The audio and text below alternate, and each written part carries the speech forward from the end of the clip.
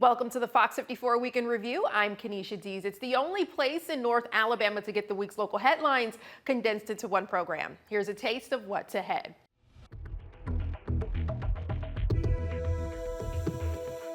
Our top stories this week: Madison students protest against ICE.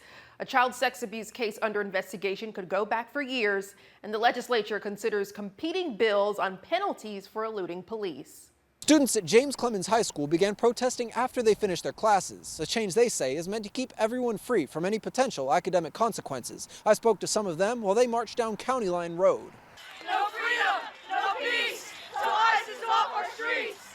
For some hitting the street today, it's critical to speak out for what you believe in. America is built on immigrants. I think it's very important that we're here and we're supporting a cause that we believe in. And I think all of us are staying out in the cold to support a cause we believe in and love. But Crennan Marlin takes it a step further. He says it's important to stand up for your friends, neighbors, and community. Just seeing that ICE is in Madison and in areas like this, I have plenty of friends that are impacted by it. They're scared. It's just scary. Several students say they were excited about the size of the crowd, which numbered in the dozens. For Ella Gibbons, it's big for the community to support itself and the people in it. It makes me really happy that so many at my school feel safe, they feel comfortable to come out here and protest and raise our voices. And it really makes me so happy that we have a community, even in Alabama, which is a deep red state, that feels comfortable standing up for the people who cannot. Others say it's a way to make a change. It was a great way to bring everybody together and to help stop the terrible things that are happening in our community. Madison City School Superintendent Dr. Ed Nichols says he's proud of the students for making their voices heard with what he calls a mature, peaceful strategy. You know, it's okay to have a difference of opinion. And that's what I said to our kids yesterday, that I was very proud of them for their discernment, that they wanted to find a way to express what they thought. They understood that other people might feel differently, and that next week we may have a group meet around the poll that feels differently, and that's fine too. And that we still all go to school together and learn together and get along with each other. In Madison, I'm Caleb Aguayo, Fox 54 News. We've learned new charges against Cameron White indicate investigators are looking into child sexual abuse that may have occurred months or even years before the encounter that led to his arrest. You may recall White was first arrested for sexual misconduct that allegedly happened on or about January 20th. The filings related to 3 new charges announced yesterday indicate the investigation has expanded as far back as March of 2021. White now faces 8 felony counts, all involving a child under the age of 12. In addition, 2 lawsuits were also filed against White, the daycare, and the church. White is held in the Madison County Jail on a bond totaling $400,000. In a statement sent to Fox 54, White's public defender maintained his innocence and responded to the public's reaction, saying, quote, "While understandably a newsworthy story that the public will naturally have an interest in, it is a bit concerning how quick the general public seems to be to already convict this young man before any evidence at all is even presented," end quote. White is set to appear in court on February 18th. More legislation focusing on eluding police is making its way through the State House and Senate. Senate bills House Bill 37 and Senate Bill 233 would make eluding a police officer a felony in the state of Alabama. But these differ from Senate Bill 120, which gives guidelines as to when officers can pursue suspects. Fox 54's Gabe Glassman has more. Some criminals attempt to elude their authority. There are repeat offenders, and in worst cases, there's even been loss of life. That's Governor Kay Ivey a few weeks ago during her State of the State address. She calls for the passage of House Bill 37 and Senate Bill 233. They would raise the minimum offense for eluding police from a misdemeanor to a felony. The bills would also create minimum sentences for repeat offenders in cases with higher risk, like fleeing with children in the car or hitting an officer's car. Placing an innocent person at risk over something as silly as not wanting to get pulled over. Believe it or not, most of the time when people run from the police, it's been my experience that the crime that they have committed does not equal what they're doing at the time to try to elude police. Now, this is different to Senate Bill 120, also known as the Tristan Hollis Memorial Act. Tristan Hollis was killed following a police chase in Hartselle last year. That bill was filed by District 3 Senator Arthur Orr, and it would limit when law enforcement agencies can engage in vehicle pursuits. Alabama has has the not very good distinction of being second in the country per capita in deaths for these high-speed pursuits. Hopefully, between these two bills, if you raise the penalty, you would think criminals might think about it twice before they hit the gas pedal and seek to evade or elude an officer who needs them to stop. Senator Orr adds both HB 37 and SB 233 have a lot of support in their respective chambers. In Huntsville, Gabe Glassman, Fox 54 News. Governor Ivey says she's made public safety a top priority in her tenure and looks forward to the bills reaching her desk.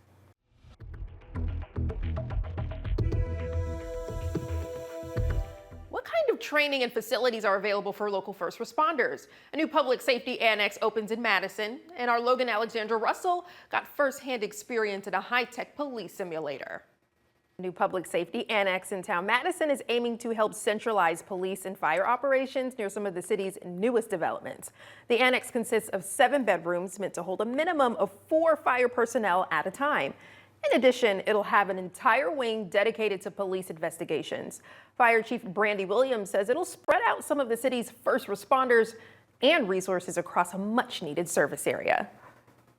It's important to have a station on this end of the city, especially close to town Madison, because this area is definitely growing. We do have a lot of calls in this area, so it is a much-needed station for quick response. It's still growing.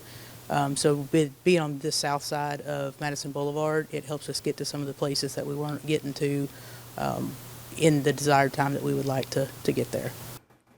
The 38,000 square foot space also includes dedicated areas for paramedic training, the city's emergency management, and the fire marshal's office. Have you ever wondered what goes through a police officer's mind in the split second before they pull the trigger? It's a weighty responsibility most of us will never have to face. But earlier today, I got a glimpse into that high-stress world. The Decatur Police Department allowed me into their training range to step into their shoes using a state-of-the-art firearm simulator. And as I learned, things are rarely as clear-cut as they seem on a screen. In a dark room at the Decatur Police Range, the adrenaline is real. This isn't a video game. It's a firearm simulator where officers sharpen their most critical skill, judgment. The equipment is extremely realistic. We used actual guns with the barrels replaced with a precision laser, and the magazines are filled with CO2 cartridges, giving the gun a recoil with every shot. There's studies that have shown that the closer to real life it is, the more you retain that training. The split-second decisions, and you may not see everything that's on scene in an instant. The program houses hundreds of scenarios officers could face. Today, I went through 3 of them: a heated domestic dispute, a traffic stop, and a heated argument. The pressure mounted fast as the software forces users to be interactive during scenarios to get the most out of the training. Some are escalation, de-escalation, compliance, attack. So depending on how the officer is doing, if they're just standing there not really communicating that well, we might up to the escalated state, right, and let them try to work that back down. Same thing if they're having really good effective communication, controlling the scene, then we could say, okay, they're going to comply. So yeah, many different scenarios with many different endings. I had a virtual weapon pulled on me twice today, and I quickly learned that in the line of duty, hesitation isn't just a mistake, it's a matter of life and death. The Decatur Police Department says the training simulator is open to officers around the clock with new scenarios constantly being uploaded.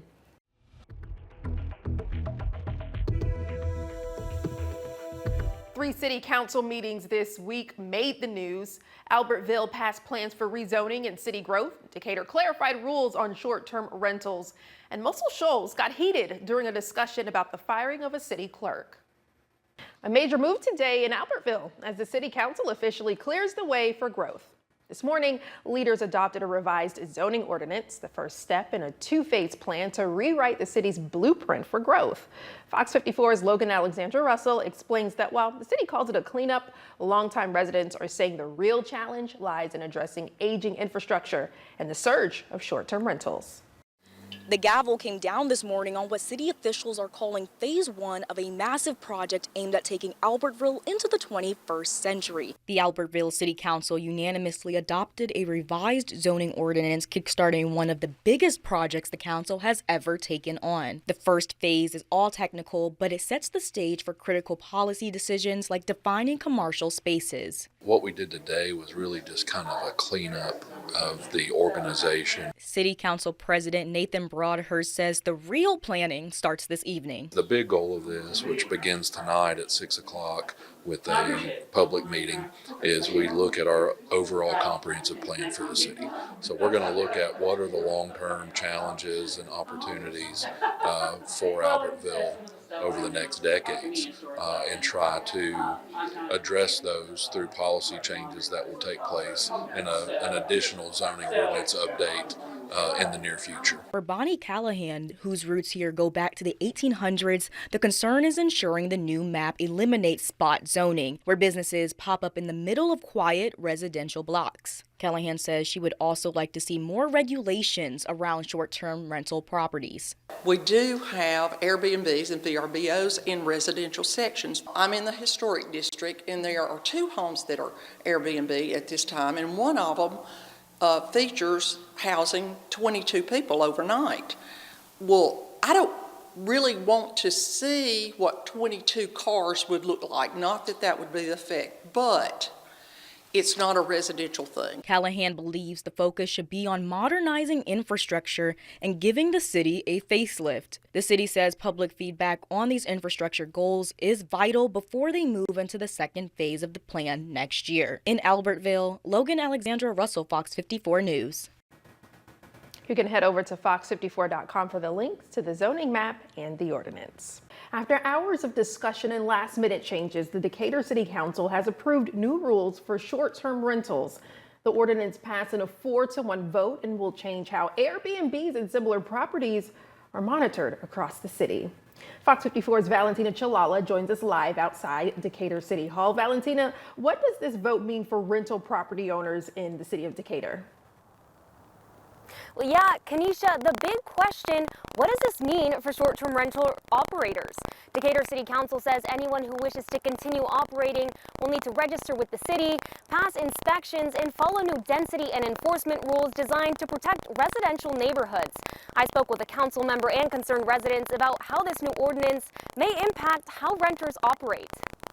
In addition to a $500 annual fee per property that operators must pay to legally operate, short-term rental operators will be required to have a local contact available 24/7 and respond to complaints within 30 minutes. What we will do is have a company that's outsourced that will be looking at advertisements for short-term rentals for the city of Decatur, and then they're going to be matching them up to see, do they have a certificate, is it legal, and if not, they're going to turn it over to the planning department for enforcement. The ordinance also sets a hard cap on short-term rentals, limiting the total number citywide to 135 and restricting residential areas to no more than 3 rentals within 1,000 feet of each other. One of the things that citizens are concerned about is residential areas not keeping their neighborhoods, and they're concerned about having too many short-term rentals in one area. Decatur real estate investors Sammy and Mary Garrett, who own 14 short-term rental properties in the area, say the cap will prevent overconcentration and protect neighborhoods. We're already tied to the community, invest in the community, and want to see the community thrive, whereas bigger companies they might not care as much. They look at it from a numbers perspective, dollars and cents, whereas for us, we look at it from a community. So if an event happens, an issue happens, we're just as concerned with our neighbors, and we have relationship with our neighbors. The council says the fee and certification process will help pay for oversight, inspections, and enforcement, including tracking online listings to identify illegal rentals. I do think a fee is reasonable to, we do need manpower to come and check the homes. If there are any violations, someone has to come out there to make sure that the home is up to code. Under the ordinance, any property with 3 or more founded complaints within a 1-year period may be barred from operating for up to 3 years. Decatur City Council says it will be closely monitoring how the rules are working and make adjustments if needed. But for now, that means short-term rental property owners have less than 3 months to prepare before enforcement begins. Live in Decatur, I'm Valentina Chalala, Fox 54 News. Thank you, Valentina. The new short-term rental ordinance will go into effect April 1st with a 90-day grace period before fines and full enforcement begins. Last night's City Council meeting in Muscle Shoals got heated during a discussion about the termination of the city clerk last week. Brittany Walker was fired from her position Friday after an investigation into the city's participation in a medical reimbursement program with the local insurance company. Fox 54's Gabe Glassman has more on where the investigation stands and why there's so much tension between the mayor and the council. A tense exchange during Monday night City Council meeting in Muscle Shoals. It's over. No, you're out. That's it. No more. Okay. This following a question asked by Mayor Billy Hudson regarding the recent firing of City Clerk Brittany Walker after an internal review of the city's participation in a medical reimbursement program with a local insurance company. In a statement, City Council President Donnie Lindley said there was nothing related to that subject on our meeting agenda for us to address. Therefore, out of respect for all parties and for the integrity of the process, I will not allow any comments from other council members, the mayor, or anyone else concerning this subject during our council meetings until the appropriate time. This letter sparked Mayor Hudson's question. It was sent from Place 3 City Councilman Willis Thompson to Mayor Hudson, ordering him to stop trying to hire or assign someone to perform the duties of the city clerk. The letter I got that bothered me was it was a formal demand to cease unauthorized hiring actions concerning the office of city clerk, and I have never hired a city clerk. Mayor Hudson says the letter allegedly accuses him of things he hasn't tried to do. I just don't like to be accused of things that I haven't done. Now, if I've done them, you have every right to get on me, but if I don't do them, then, you need not be sending me letters that say I have done that job. Thompson cites an Alabama statute which lists the city council as the ones to appoint a city clerk. Thompson says the letter that was written to Mayor Billy Hudson and the entire council only clarifies the concern about the part-time workers in regards to full-time clerk position and why the consistency and proper procedure matter. I wanted to make sure that the expectation and responsibilities were clearly outlined. In Muscle Shoals, Gabe Glassman, Fox 54 News. The city awaits Brittany Walker's decision on whether to appeal her firing or not. Once a decision is made, we're told the city can move forward in their process to appoint the next city clerk.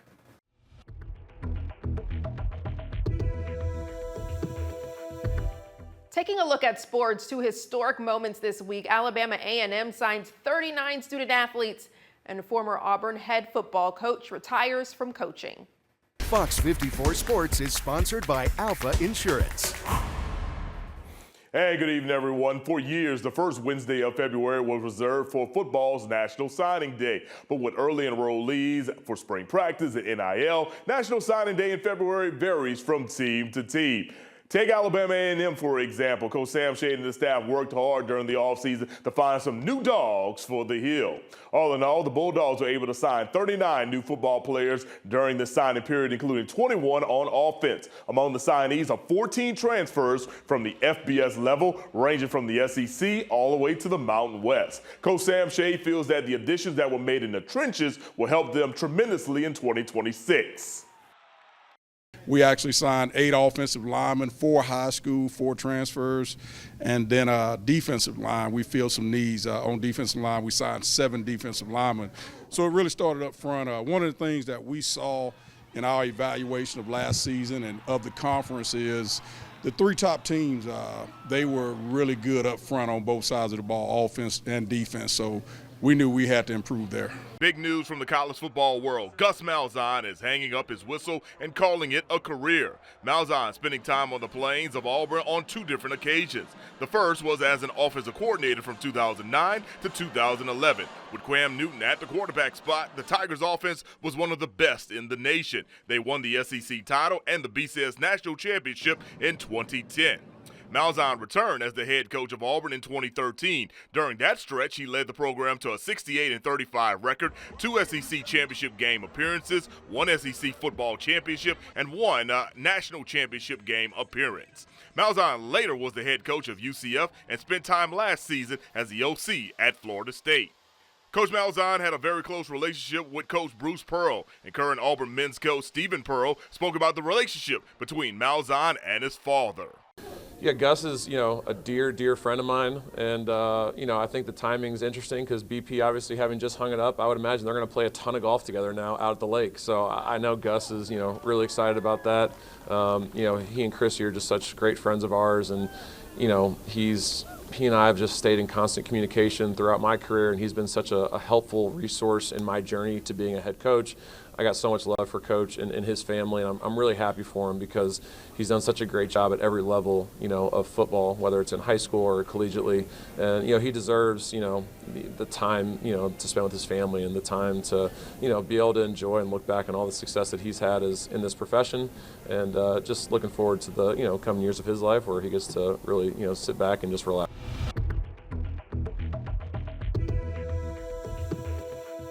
Some news to lift your spirits. Huntsville's Ikea, the first in Alabama, is taking shape, and a Russellville veteran receives a heartfelt honor from the city. Well, it's beginning to look a lot like Ikea. The iconic warehouse store from Sweden is forging ahead toward opening its first Alabama location. And the signs are up. There you have it, right here in Huntsville. This will be a smaller version of the traditional Ikea megastore, but still packed with those signature Swedish meatballs you all love and build-it-yourself furniture.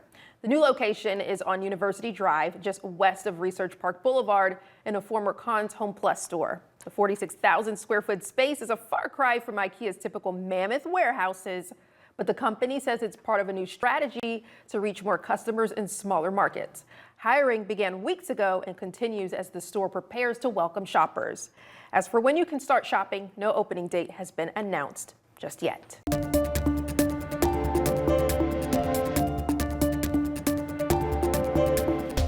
Today, John Weidman was given one final send-off in Russellville, and while you might not know his name, his brothers and sisters in the armed services made sure he was not forgotten. Here's a look.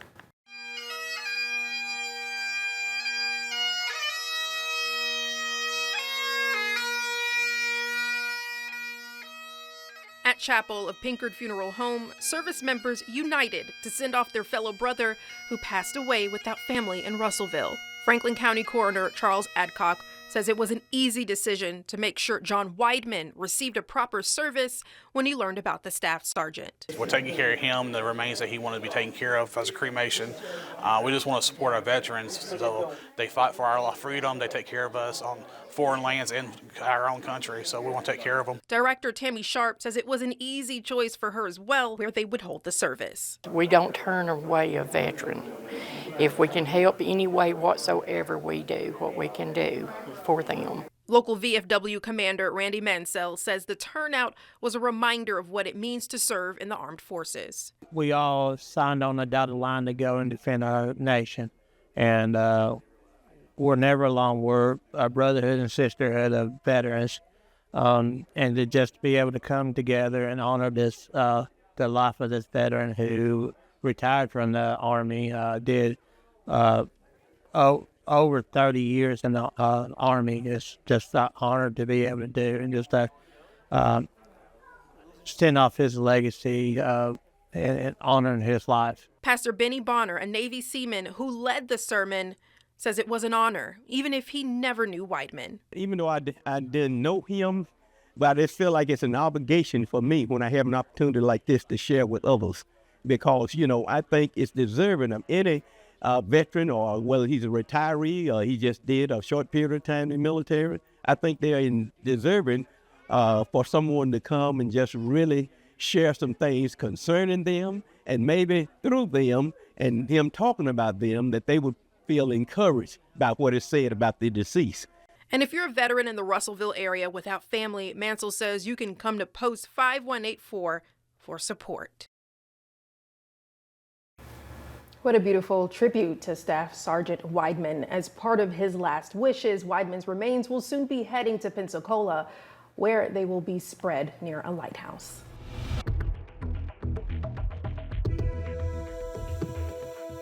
In our first installment of Fox 54's Black History Month series, we talked to two sisters breaking barriers and lifting others along with them.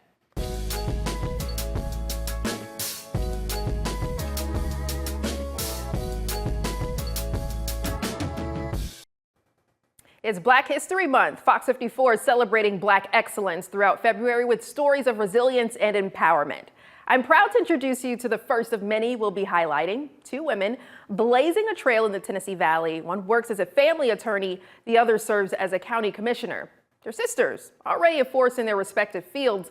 This year expected to be a dynamic one for them. Their next moves could be Montgomery and the Madison County Courthouse. Two sisters I meet with clients. I'm sometimes in court. on two different paths. Well, I oversee the Harrison Center here, the People's Patch Community Farm. I have a district office and I oversee the farmers market. Meet Madison County Commissioner for District 6, Violet Edwards. Everything that I've done in life has prepared me for where I am today. And managing attorney Raven Beach of Beach Law Practice. Sometimes I feel like my own little superhero. The sisters were born and raised in Walker County, Alabama, eventually finding their way north to Madison County. I am the first Black woman to sit on the Madison County Commission. Commissioner Edwards shattered that glass ceiling nearly 6 years ago. Her sister right by her side to swear her in. It was incredible. It was incredible to experience that together. To have our mother there to witness it on both occasions. Their mother has seen them break barriers over the years. When I became the first Black president of the Volunteer Lawyers Program, someone said to me, be the first, but not the last. But the duo's work doesn't stop there. This November, their mother will get to see their names on the ballot. I want to be state auditor. When I looked at the job description, it translates well with commissioner. And Beach is running for District Judge, Place 5. The district seat that I'm running for is actually countywide, so I will be on everyone's ballot. It's something Beach tells us honors their mother. I think that all of this is kind of a ode to her, a tribute to her as well, given that she was also born in Black History Month. And for Edwards, it's a moment of reflection. My mother grew up during the time of segregation. She grew up at a time where there were so many barriers, so many roadblocks. Just who she was not accepted.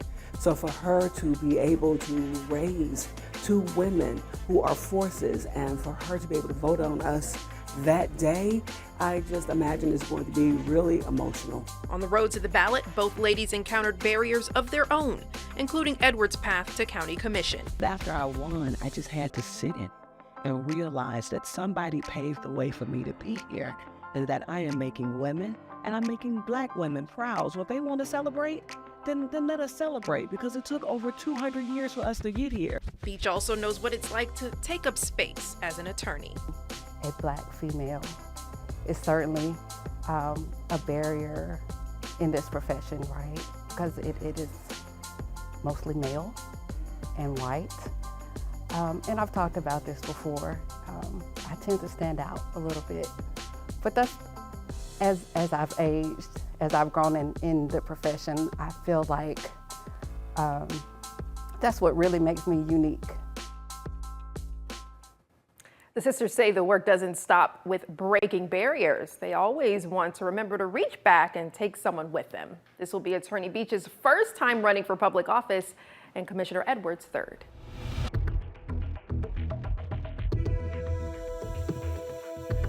Finally, let's wrap up by meeting this week's Fox 54's top teacher, Jonathan Lehman, who teaches agri-science at Lawrence County High School.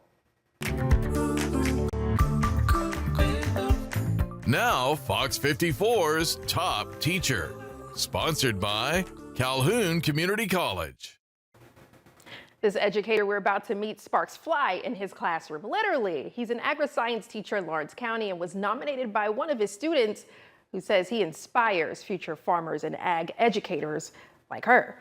We hear from her and we get to meet this week's Fox 54's top teacher, Jonathan Lehman from Lawrence County High School. Welcome. Agriculture is just so important to our county, to Lawrence County. To Jonathan Lehman's class, where sparks fly and students are learning to be hands-on. So many come into this classroom thinking they can't do these things. They've never had the opportunity to put their hands on tools. They've never had the opportunity to learn the science behind so many agricultural things. Welding, one of the fun activities in Lehman's agri-science class. We do wood in first semester. And then we do metal second semester. We also do small engines, and we have a greenhouse that we'll set up in the spring. He's taught at Lawrence County High School for 4 years, and for a total of 17 years.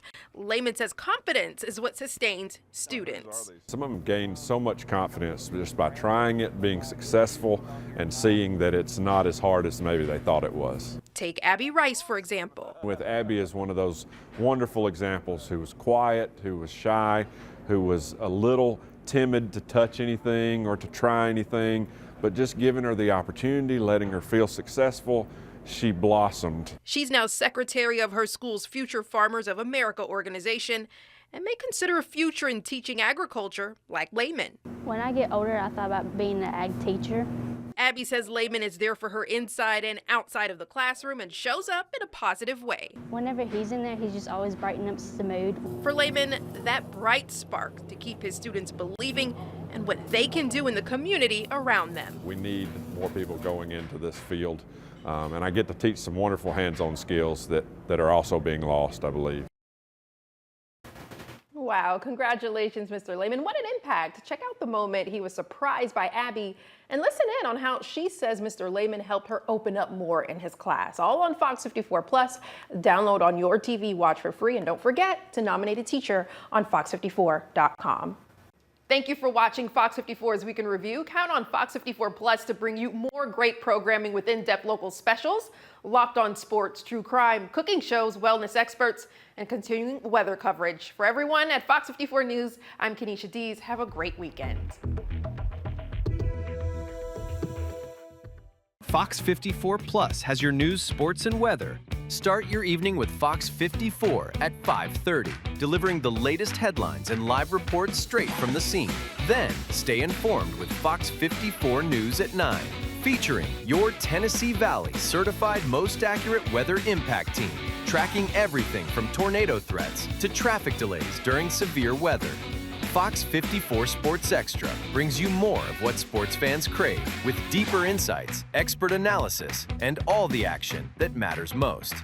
On Fox 54 Plus, you'll also find Alabama politics, plus 24/7 weather radar and real-time forecasts to keep you ahead of the storm. Looking for a quick recap? Don't miss Fox 54 Week in Review, highlighting the biggest stories of the week. Jumpstart your morning with Morning Rush.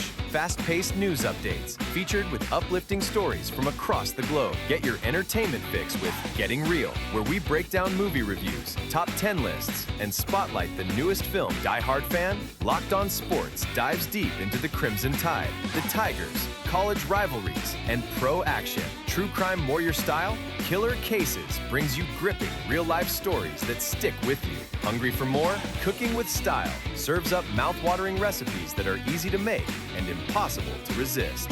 From movie previews before you head to the theater with Take a Look to must-know headlines from across the region and around the world with In the News.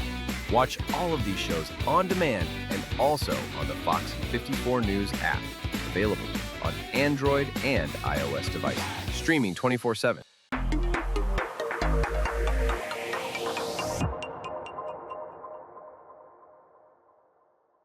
Did you know that you can get weather impact updates 24/7 on Fox 54 Plus? Here's how. Go to Fox 54 Plus on your Roku, Fire TV, Apple TV, or Samsung. Once you're on the main screen, push the down arrow and click on the Fox 54 Plus Weather Impact 24/7 block. Here, you'll find radar, current temperatures and conditions, traffic cams, forecasts, and more, all available on demand. Want to get back to the main channel? Just push the down arrow and click on the 24/7 stream button. It's your weather impact updates 24/7 on Fox 54 Plus. Start streaming today. There's more to Fox 54 Plus with the Locked On Podcast Network. From the Tide to the Tigers, from college teams to pro, the Locked On Podcast Network gives you insights and analysis you just can't find anywhere else. These kids, they want to play. I don't think so. I think it was Chad Baker Mazzara. Locked On Sports, streaming every day of the week and right here on Fox 54 Plus.